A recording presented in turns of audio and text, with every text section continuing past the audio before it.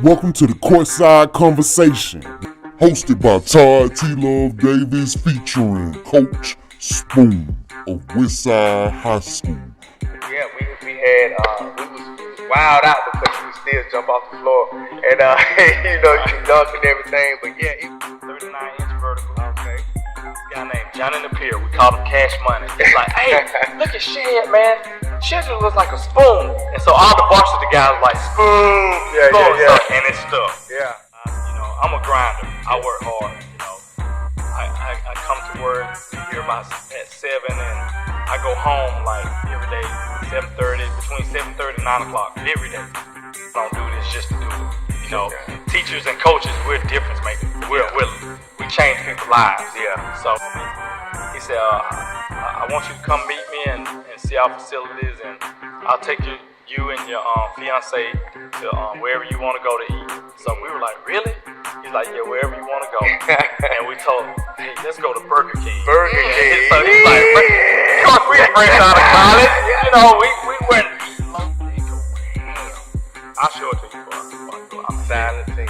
Yeah. Coming game, correct? Right. We're playing against Central this upcoming Tuesday, and we're gonna retire Gerald Pitch's number. I remember Coach used to say we're gonna let Roscoe do all the skipping and hopping, and we'll just go to basket. Yeah. Welcome to another edition of Coffee Conversation.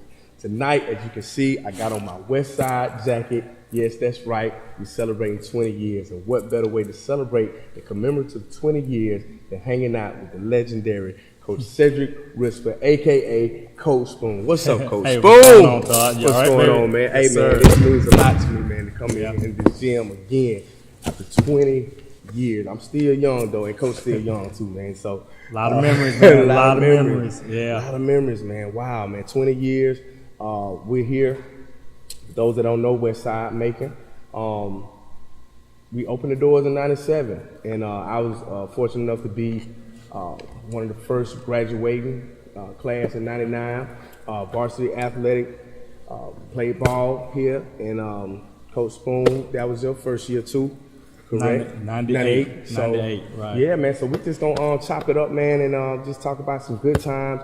We're gonna talk about first. Give the people your story about who you are, where you come from, and how did you get into coaching? Well, man, it's not much to me. I'm just an old country boy from Upson County. How I ended up in Macon was like it was just God sent. I played quarterback at Upson County. Well, we were Upson Lee. I was the first quarterback in Upson Lee history, so I threw the first interception. Okay. But anyway, I played quarterback there, and I went on to play wide receiver at University of West Georgia.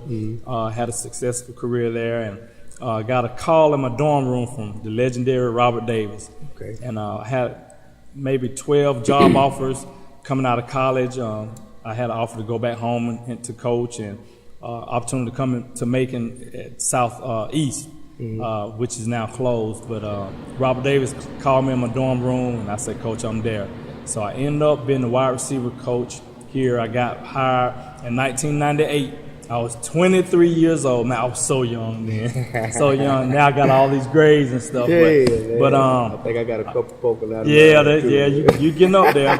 And but I got an opportunity to coach you and a whole bunch of athletes that were here at Westside that are grown men now, and it's just amazing. Like now I'm starting to coach the kids that played when the school first opened. Their kids are in high school now. So that lets me know that I'm getting older. Yeah. Now, Coach, talk a little bit about, because you played semi-pro football too. So talk about how you made that transition, or how you balance semi-pro football as well as coaching. Well, I played arena football here in Macon, and I was teaching and playing at the same time. So our football season here at Westside, of course, was in the fall, and the arena season was in the spring. So I could balance out. I had to let go of track. I was still coaching football and basketball here, but I let go of track to play arena football. And I played arena football for 5 years, had a successful career, and had a fun time doing it. And but it was tough at times, having to get up to go to work after being bruised up and beat up, You know, I was an older guy in the league as a rookie. I was a rookie at age 26. And, my wife convinced me to go out for the team, and I ended up running a 4.440. At 26 years old? At 26 years old. Wow. I had like a 39-inch vertical. Okay. And my first professional game in the Arena League, I scored like 4 touchdowns. So yeah, it kind of caught fire. And all my kids could see that I was practicing what I preached, as far as, you know, working hard and training and, you know, being disciplined and playing the game the right way. So they got to see firsthand, and I received a lot of respect from that. Okay. And now your real name is Cedric Whiskey. Where did the name Spoon come from? Spoon, man. Spoon came from my 9th grade year in high school. I was a starting JV quarterback. I was 5'2", and I weighed 95 pounds. So I was a little tiny Mike, ankle biter, whatever you want to call me.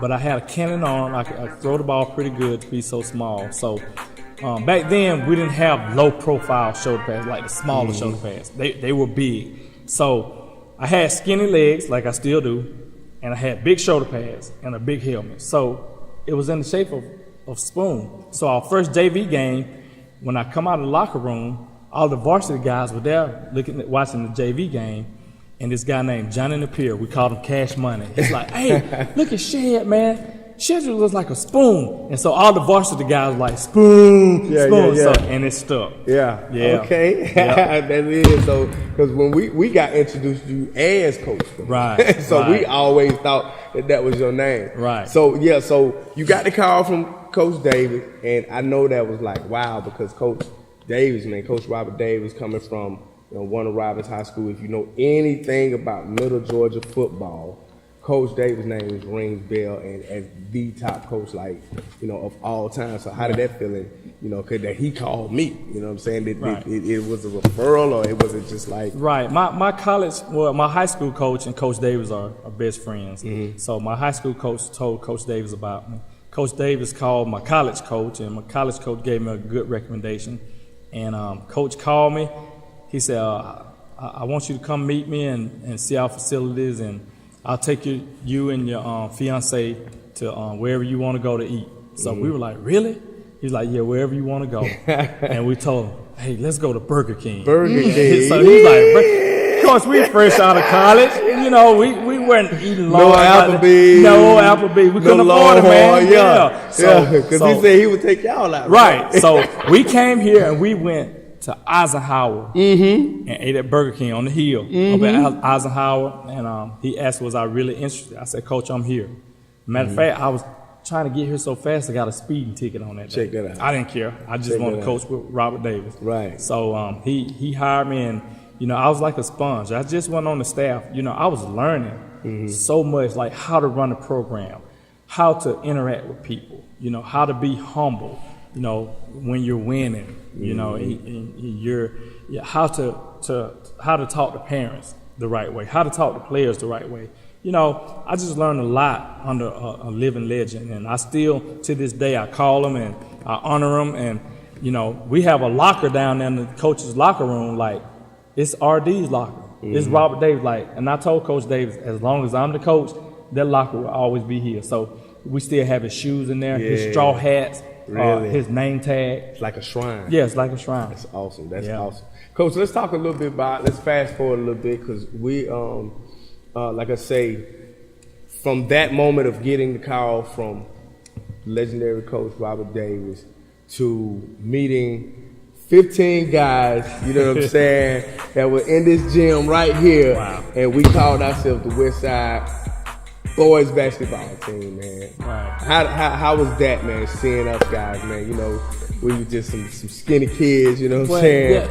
Yeah, you guys were like the last of a dying breed. Like, back then, there was no social media. There was no, let me get on social media and show everybody how good I am. People came and saw it for themselves. Like, you guys were hard workers. You were coachable. We could coach you hard and get on to you, and there was no attitudes or no pouting. You guys were like cut from some tough cloth, and you guys work every single day. Like, there was not a day that I can remember coaching. You know, I was an assistant basketball coach. We didn't come in and play, you know, patty cake. We worked hard, and you guys sweated, you bled, you know, and the banners and stuff, they showed. They showed what you guys were made of and what you did. You know, we accomplished a lot with you guys, and you guys are very successful, which makes us as coaches very proud of it. Yeah, and we were led by our head coach, Adrian Green, assistant coach, John Chant. And we was wild out because you could still jump off the floor, and you know, you could dunk and everything. But yeah, it was that first year, the 97-98 squad. We I think we went 17 and 11. Right. I think we went 16 and 11. 16 and 11 right. that year. 16 and 11. And we just decided, man, like it wasn't even no kind of meeting that you guys as coaches had with us. We just decided, like, that senior year that we were all just gonna like just go all out. And there was 5 seniors that year. It was myself, Derek Miller, Melvin Tree Harris, Eric E. 40 Samples, and Branson Boyd Sanders. And I mean, it just sounded like from the Florida State basketball camp that summer. We just said, man, this year, man, if we wanted to go to state. Right. We wanted to go to state, and we went to the Sweet 16 that year. We ended up with 22 and 4. 22 and 4, yeah. 22 and 4, somewhere. I think it's 24 and 24 and 4. That's what it was. 24 and 4. That's right. We had 4 losses that year, but we were so like dedicated to winning, and the tone was set, especially with us as being seniors. We had pride in taking, you know, that we were the first graduating class of Westside, so we were about to make history. So we wanted to make history and win a championship. Right. And I remember it was some times, man, just going back, you know, 20 years ago, and coming out of that tunnel and then coming onto the floor. I mean, it was just like magic, man. It's like, you know, we'll be up, you know, by 20 points. Right. You know, like, I mean, we were just really just going in. But then the camaraderie in the locker room, the camaraderie on the bus. I mean, and just everybody was like a close-knit family. You know what I mean? Absolutely. And we had some great players in our senior class. We had some awesome juniors and sophomores. And one of the great players, Gerald Fitch, right. You know, who went on to play the Kentucky and played some pro ball too. We're honoring Gerald Fitch in this upcoming game, correct? Right. We're playing against Central this upcoming Tuesday, and we're going to retire Gerald Fitch's number. He had so many records here, man. One of the most prestigious records. He all-time leading scorer. Yeah.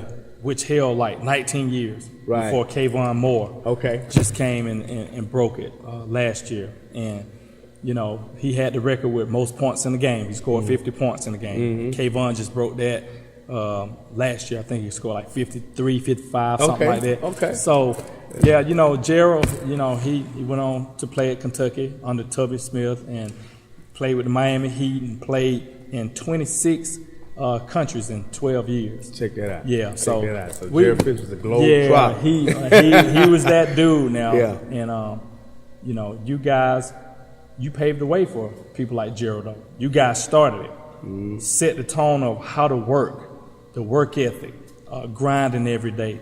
Make sure you stay in your books. He never got to Kentucky, you know, if he didn't do his schoolwork. Yeah. So you guys set the tone. You guys were just great kids. And you said that was 20 years ago? 20 years ago, man. 20 years ago. So if you're in the Macon, the Middle Georgia area, the rivalry is all, I mean, even from 20 years ago, it's still as prevalent as it was then. It's prevalent now. I mean, it's packed. And speaking of players today, like what's one of the main differences that you think, aside from, like you said, with social media, like is there, you know, a great work ethic with kids? Or yeah, you still have kids with great work ethics, but you just have, I think coaches have to hold the players more accountable these days. Like, we didn't have to hold y'all accountable. Y'all held yourselves accountable for the most part.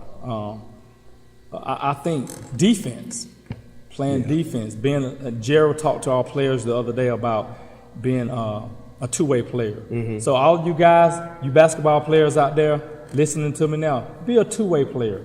There are millions of kids that can play and score the ball, as they say. That's the new term, score the ball. So play defense. Get steals, get blocks, get on the floor for loose balls on the defensive end. You know, that's the main difference. Now, as far as like athletic, they are like super athletic these days. You know, of course they work out year round. You know, so they can jump so high and they can do like, you know, just playing defense is the main difference. You got to be hard on them, I think, to keep them disciplined. Like when you played, it was, you know, you guys, we only had to tell you something once. Yeah, I remember we didn't touch a ball for like the first hour. Right. We did all defensive drills. We stressed defense. I mean, like back when you played, when I coached you guys back 20 years ago, like we didn't want a team to get over 52 points. And that was the goal. And if a team scored over 52 points, then we knew that, you know, you wouldn't see a ball the next day at practice. You know, it's defensive, you know, focus. So, you know, it's a difference. You know, some good, some bad, but you know, that's life. Yeah. Let's switch gears a little bit and talk about football.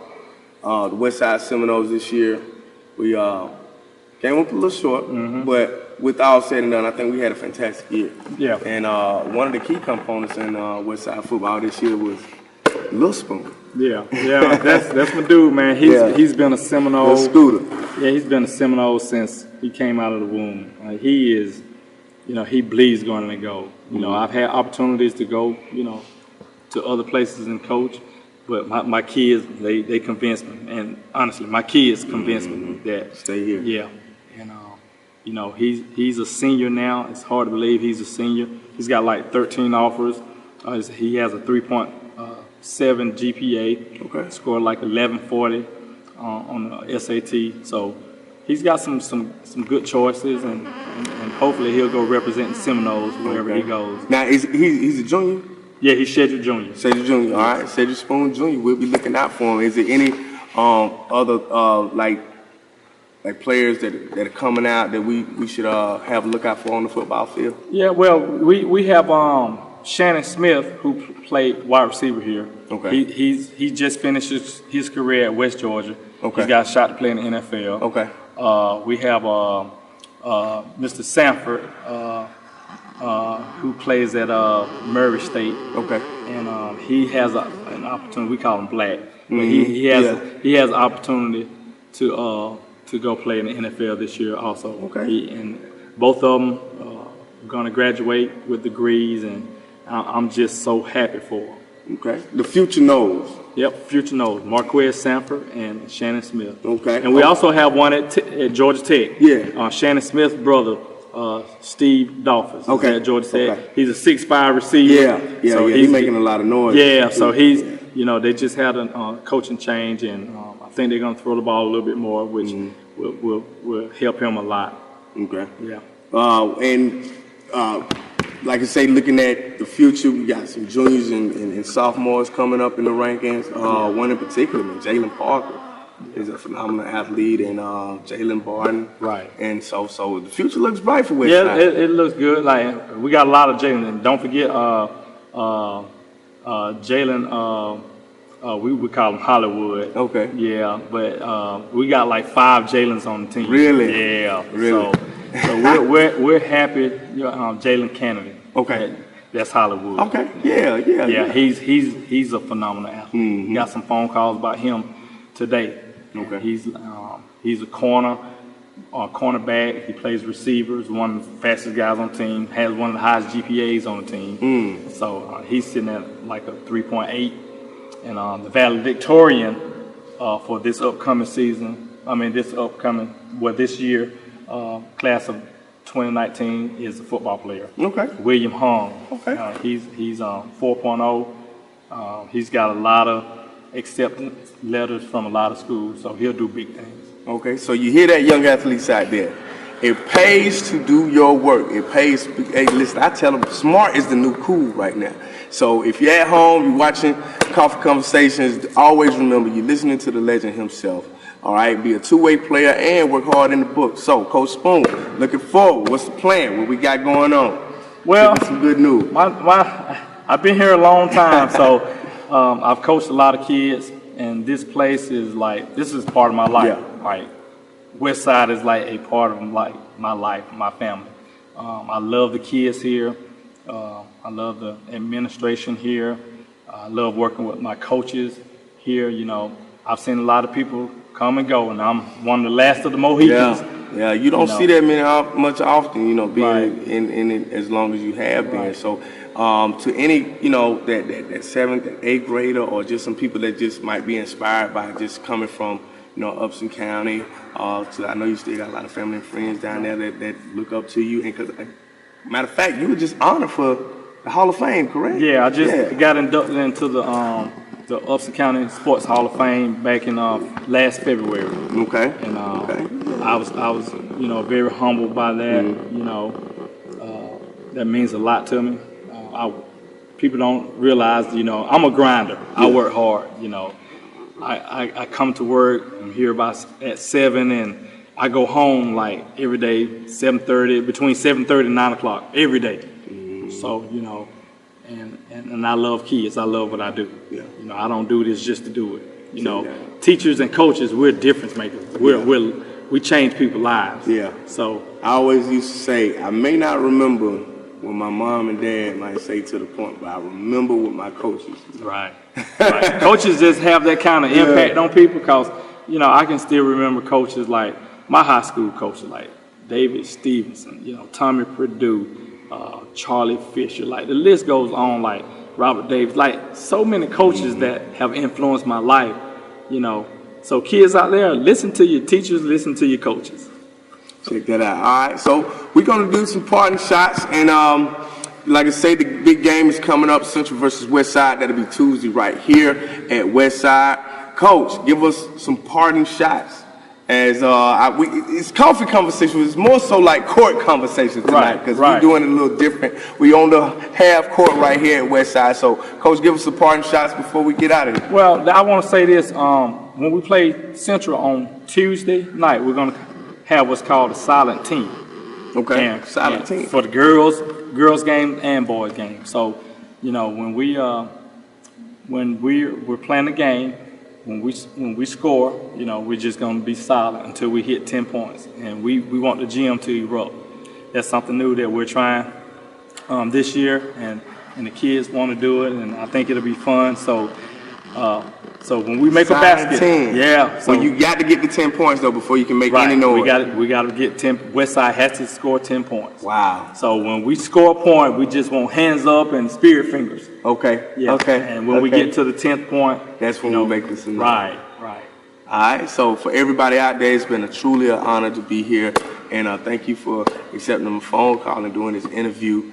And as you can see, it's 20 years. Wow. And number 14. I still got the Letterman jacket. I still got my Letterman jacket. Some of the cats can't wear their jacket. What up, E? What up, boy? Where y'all jacket at? You know what I'm saying? Wear it Tuesday. We'll be right here at Westside. So it's this is Coffee Conversations. This is Todd, T-Luv Davis, and we'll see y'all next time. Thank you, Coach Spoon. Appreciate you, Todd. Yes, sir, man. Love you, man.